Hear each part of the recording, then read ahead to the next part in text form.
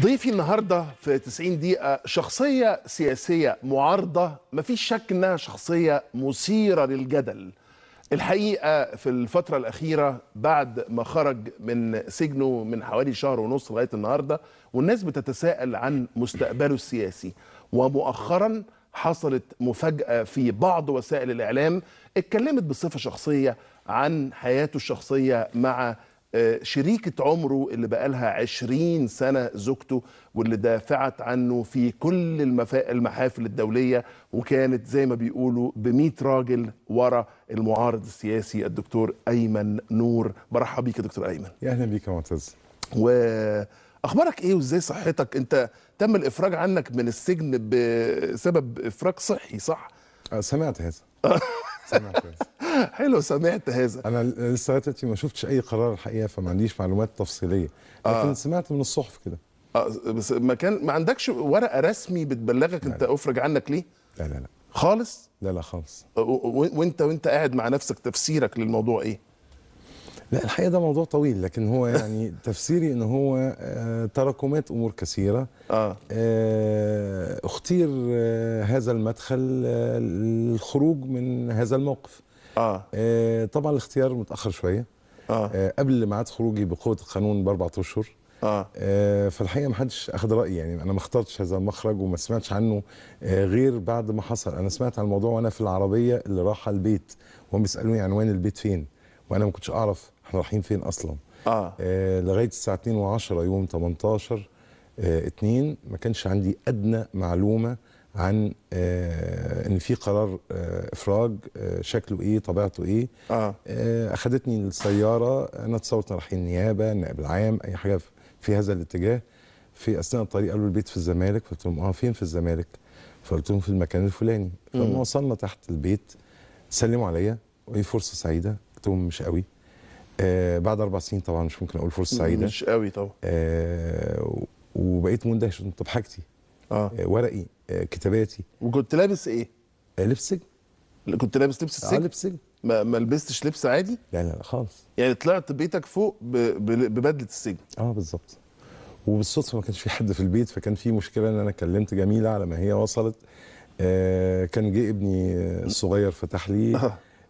دخلت صليت وشكرت ربنا، وجت زوجتي ودخلت غيرت هدومي وخارج، على اعتبار ان كان في بعض الاصدقاء الاعلاميين قالوا ان هم هيمروا عليا. فاكتشفت ان بعض الاصدقاء، لقيت عدد كبير من الاصدقاء والزملاء، لقيت قافله اعلاميه كامله موجوده في البيت. وكانت بقى الاحداث كما اكيد تابعناها. لا تابعناها طبعا، والكاميرا البرنامج كانت موجوده في البيت عندك. صحيح. كانت موجوده في البيت عندك. مش قادر يا ايمن، لانك طبعا راجل زميل اعلامي قبل ما تبقى سياسي.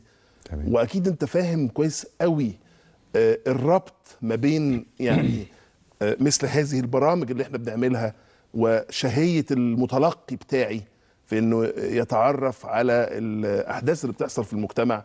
مش قادر اتجاهل طالما انت ذكرت موضوع جميلة، وهي زميلة وصديقة برضو طبعا، جميلة اسماعيل الإعلامية والناشطة في مجال حقوق الإنسان والحقوق السياسية. مش قادر ما اكلمكش في شائعة إن لم يكن خبر طلاقك من جميلة. صحيح. فما تستغربش يعني ان انا بسألك. انا معاك، رغم ان انا وضحت هذا الموضوع منذ اشاعة هذا الخبر بالامس. لكن انا مع توضيحه ثانيا وثالثا ورابعا وعاشرا. لان الموضوع الحقيقة مدهش ومثير للاسف، ومثير للدهشة. اولا لان الخبر غير صحيح. انا لم اطلق زوجتي، وانا بقول هذا الكلام وأنا الشخص الوحيد في الكون المنوط به أن يؤكد أو ينفي هذه المعلومة، لأني أنا الزوج. يعني لا طلاق يقع إلا من الزوج. لا ده صحيح. فأنا الوحيد اللي يقدر يقول أنا طلقتها، إلا إذا كنت طلقتها وأنا مش واخد بالي. لا هو الخبر بيتكلم يا دكتور أيمن. اعذرني انا ساعات اقول لك يا ايمن. لا بالعكس، لا ارجوك لان انت زميل وصديق واخ عزيز. الحمد لله. ارجوك نرفع هذه الالقاب يعني. خلاص. الخبر اللي موجود والمناظره الشهيره اللي حصلت ما بينك وما بين الاستاذ مجدي الجلاد امبارح بيتكلم عن انفصال، وبيرجع الانفصال الى مصدرهم هي جميله نفسها. شوف، انا اولا الحقيقه انا يعني حصل خطا امبارح ان انا كذبت الخبر قبل ان اقراه. يعني انا سمعت عن الخبر فقلت الكلام ده مش صحيح. اما قريت بقى الخبر نفسه، متن الخبر ده انا قريته بعد التعقيب اللي حصل او بعد المداخله اللي حصلت من الزميل مجدي في بعض البرامج، وحصل زي ما بتسميها مناظره. هي الحقيقه مش مناظره، لكن هي تعقيب مني وتعقيب منه. انا لم اكن اقرا نص الخبر. نص الخبر بيقول ايه؟ بيقول ان حدث انفصال، والانفصال في ثقافتنا يعني طلاق. وفي السطر الثاني وقد وقع الطلاق منذ 4 أيام. وهذا الكلام لا الانفصال صحيح ولا الطلاق صحيح. تمام. وهقول لك بصريح العباره يا معتز. انا مندهش من توقيت نشر الخبر. الخبر ده عشان 6 ابريل. عشان 6 ابريل.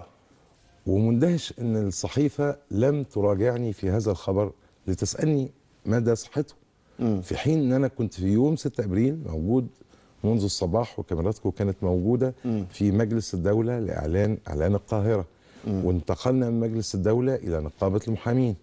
وكان هناك وقفه احتجاجيه وتحدثت، ثم انتقلنا الى نقابه الصحفيين وحدث نفس الشيء. وبالمناسبه مندوب مصر اليوم كان في مواجهتي تقريبا على بعد متر مني في كل هذه الوقفات، ولم يحدثني في اي شيء. ما سألكش يا ترى اخبارك ايه انت وجميله؟ لغايه 4:30 كان قدامي مندوب مصر اليوم ولم يحدثني في شيء. الساعه 7 جالي اتصال تليفوني من الزميل ايهاب الخولي رئيس حزب الغد. بيقول لي انا كلمت حد من وكاله انباء الشرق الاوسط بيسال عن خبر معين. رئيس حزب الغد المتنازع عليه. لا مش تعال نقولها كده. في حكم قضائي صدر. تمام، هنتكلم يعني في حكم حسم الموضوع. هنتكلم في الموضوع. المداخله القديمه هنوصل اكيد هنوصل لها. فقلت له خبر ايه؟ فكان الحقيقه على استحياء شديد بيقول لي ده بيقولوا كذا. قلت له الكلام ده منين يا ايهاب؟ قال لي ده بيقولوا ان الخبر منشور في الطبعه الاولى في المصري اليوم. فاتكلمت مع رئيس تحرير مصر اليوم ونفيت الخبر، وكان مكان بقى من التطورات. لكن اللي انا عايز اقوله يا معتز بصراحه خليك صريح معايا. طلاق لم يحدث، انفصال لم يحدث. انا لم اسمع كلمه الطلاق دي في بيتي في ال20 سنه اللي فاتوا ولا مره. وده مش لان بيتي محصن ولا بيتي مختلف عن كل البيوت. انا بيتي زي بيتك، زي بيت الحاج محمد الميه مقطوعه عنده بقى لها 20 سنه. وزي بيت الست الميه طالعه عندها 30 سم فوق مستوى الارض. انتوا عيله مصريه في الاول وفي الاخر. بيت مصري زي كل بيت، فيه مشاكل وفي ازمات وبتمر، وربنا بيسترها دايما في كل البيوت. وما عندناش